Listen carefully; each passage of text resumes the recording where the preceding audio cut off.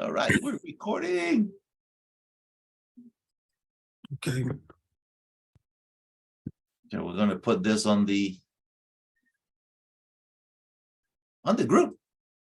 So Kamal, good morning. How you doing, man? I'm doing great. I'm doing great, man. Awesome. So tell me what happened last night. Oh man, that we had a great session with you dealing with ChatGPT and all of the auxiliary things that are going on with that, the problems. And you gave us some great tools to circumvent now that Google has is checking and penalizing people for using them. You gave us some roundabouts, those, and I've been testing them out here this morning. Phenomenal stuff. I love it. That's cool, huh? So okay, I gave you a couple of tools. One to detect if it was written by an AI, and then I give you another tool, which is to help you create it back to human, okay, text. Not back because it wasn't human, but to begin with. But so how did that tool help? Well, I mean, what are you finding out with it this morning? I took a piece that I had written, just a small paragraph or two, and put it on there and clicked the rephrase piece, and it came out. It made it beautiful. But what you can also do, you can go by line and have it change or have it rephrase it again, or you can add your own stuff. I'm writing this article now that I want to get out this week with that this morning. It's very detailish, very detailish, you know. Cool. And then when I went and checked the detector with the detector, because I checked it first with the ChatGPT, and it was like I could tell it was it was a bot generated. Right. But when I went back with the other, it's like 100% human.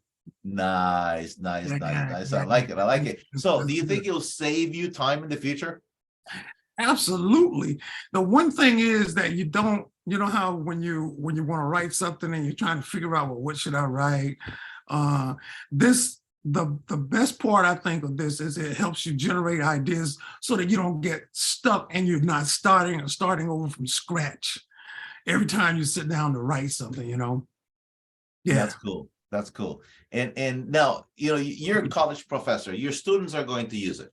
Okay. I mean, you cannot stop that. So you might as well embrace it, that they're going to use it. But how are you going to help them to use it? Well, I'm going to help them to use it to help me. Well, okay. One of the things, and I think I mentioned it last night, a lot of times when professors are doing research on a particular project or book that they're working on, they'll have the students to do various parts of the research and turn it in, and they will go through that information, sift through that information, and use what they want and discard what they don't want. One of the things that I will do with the students, because I know that they're going to use it, I will probably create some kind of contest. Who can find, using ChatGPT, who can write the best, find the best material on this particular thing. And I would have it broken up. Part of the class does this, part of the class does that, you know, something of that nature. The other part of it, which everyone has been concerned about, and I've been in several meetings this week with the university, and they're wondering how would they be able to tell whether or not students are using it. And I have to put, and then I have to do it today, I have to put a new statement in my syllabus for about plagiarism and use of ChatGPT. And so that's part of what's going on. Good. I think that understatement, you know, not only use it by name, because as a student, you told me you can use ChatGPT. I use this other program that I was not mentioned here. Okay, so so remember, so if it's not included in the list, it's not in the list. Okay, something that we went through when I went through law school. We always say, you know, if it's not included, it means that it's excluded. All right. So one of the things that you may want to do is the use of any artificial intelligence, you know, to help you write, you know, something like this, and then use that as an example. But anyhow, you know, it's cool. So so you're a college professor. Perfect. Awesome. What else what else do you do? Well, I am also a business culture coach. Oh, And what does that mean? What do you do there? that means I work with business leaders to increase their profits as they try to position their products and services in front of the African American market. And I do that using 3K formula, 3K coaching. I love it. I love it. Awesome. So if you have, some of you, the other cohorts and stuff that you're around, if they asked you, what do you think of this, ChatGPT, the buzz of artificial intelligence helping you create content, what would you say to them? I would say go for it. I would say, be mindful of the fact that, Google may penalize you if you just copy and paste it, and you should check, if you're looking at data of facts, you should check the data to make sure that is correct. Right. Before you just copy and paste it and put it up. You work with it. And I think you pointed out last night, as you use it, it begins to learn, it learns the way you communicate over time, so you can test it to get it more adapted to your voice. And right. So I would say go for it. I mean, it's like just if we go back, let's say 20 years and say, Google is out. Well, what do you say about Google? Well, no, you shouldn't use that, blah, blah, blah. You see how foolish it would be. It's here. It's going to be incorporated. We're not going to get rid of it.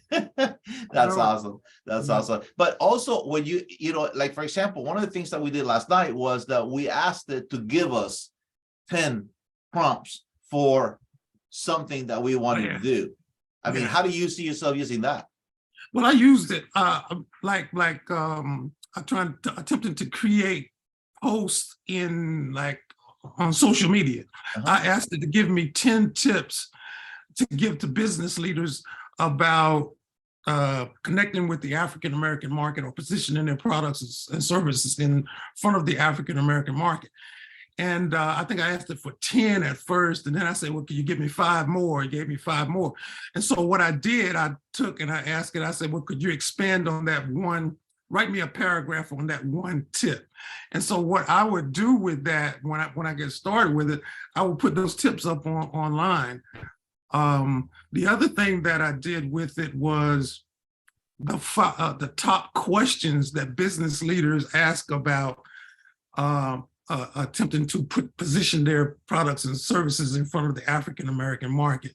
And it came up with a bunch of, so I have now a good source of information. All I have to do is compile it and just put it out there each and every day.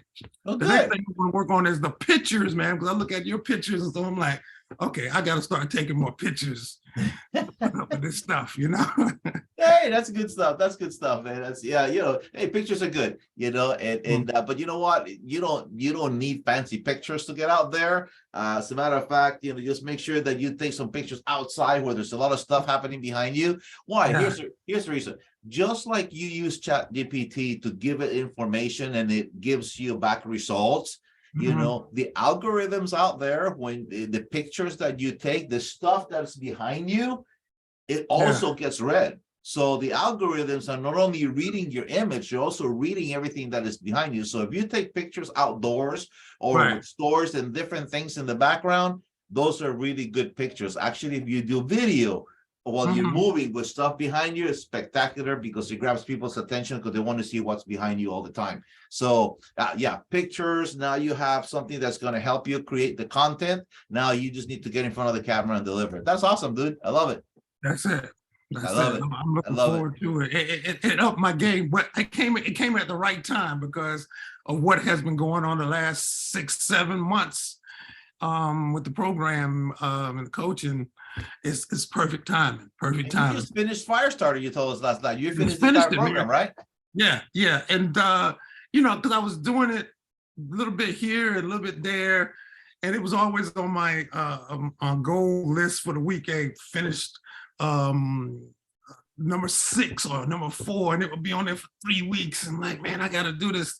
I'm like, let me just go through this whole thing and because the more I got into it, the more the clearer the picture became, and it's continuing to evolve. But I have much more clarity of who I am and who my ideal client is and how to go about it. It's just much clearer than it was 6 months ago, than it was 4 weeks ago for me now, you know. Nice. There's a reason why there's an order to it, you know. Yeah. You know, so I'm glad to see that even at your level, you were jumping from here to there, because I think we all tend to do that. But now, once you went through it, you decided to go through it from the beginning to the end, everything became, you know, cohesive, you know, a complete program. Awesome. I love it. I love it. Yeah, I love definitely. So I'm looking forward to applying some of the stuff. It seems that the last few days, I have just become like an antenna or something, man. But it has to do with having clarity about who my ideal client was, and exactly my bold statement, all of that. And I would question, I'm like, why is she starting with that? I don't have a methodology, you know, but in the last 2 weeks, my methodology has come together. I'm still pulling it together, but I know where I'm going with it. I know exactly where I want to go with it. So, and that, I'm glad to hear that. It's genius. It's genius. You know? It is, you know, this is the reason why it was created that way. Okay. And sometimes, you know, hey, listen, sometimes we trip over ourselves because we don't, you know, we think better, or we just, well, yeah, I need this and I need that. But, you know, you're proof that when you go through it from A to Z, you know, there's a reason why it's done that way, because one piece builds onto the other. And when you get to the end, you have the clarity that you now have. Awesome. I love it. I love it.